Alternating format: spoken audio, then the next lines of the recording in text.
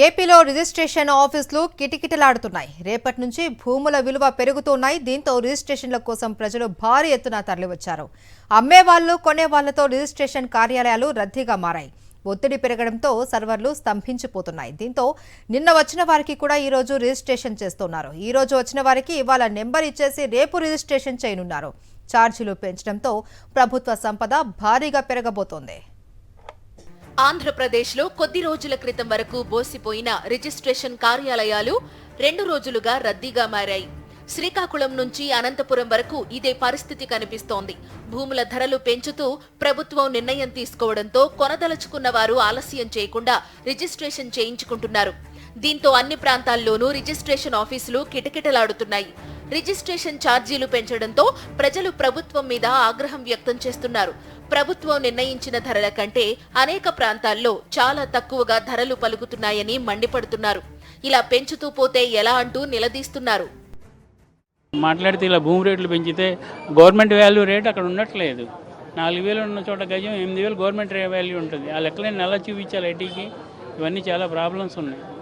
Government వేరే విధానంగా ఏదైనా ఆలోచించి గవర్నమెంట్ స్టాంప్ డ్యూటీ పెంచుకునో ఇంకో రకంగా పబ్లిక్ దగ్గర వసూలు చేస్తే అది పద్ధతిగా ఉంటుంది. ఈ భూమి రేటు పెంచేస్తుంటే అసలు దీనికి అంతో కొంత ఉండట్లేదు.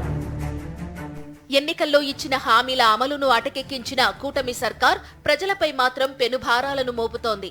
ఇప్పటికే 15,000 కోట్లకు పైగా విద్యుత్ ఛార్జీల బాదుడుతో జనం నడ్డి విరిచారు. ఇక ఫిబ్రవరి 1వ తేదీ నుంచి స్థిరాస్తి విలువలను పెంచేందుకు రంగం సిద్ధం చేసింది. రాజధాని అమరావతి మినహా రాష్ట్రంలోని అన్ని ప్రాంతాల్లో ఆస్తుల విలువలను సవరించింది. భూముల విలువతో పాటు నిర్మాణాల విలువను కూడా పెంచేసింది.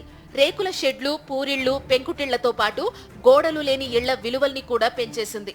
రాష్ట్రంలోని అన్ని సబ్ రిజిస్ట్రార్ కార్యాలయాల పరిధిలోనూ ఆస్తుల విలువల సవరణకు సంబంధించిన ప్రక్రియ పూర్తి చేసి పెరిగిన ఛార్జీలకు సంబంధించిన నోటీసులు అంటించారు.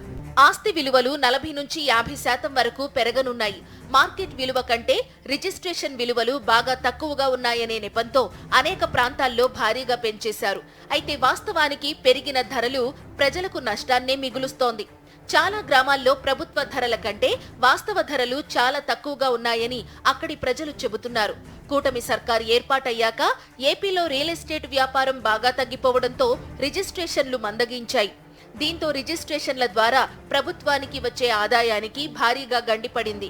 వైఎస్ఆర్సీపీ హయాంలో ఏడాదికి దాదాపు 10,000 కోట్లుగా ఉన్న ఆదాయం కూటమి కొలువు తీరాక 6,000 కోట్లకు పడిపోయింది.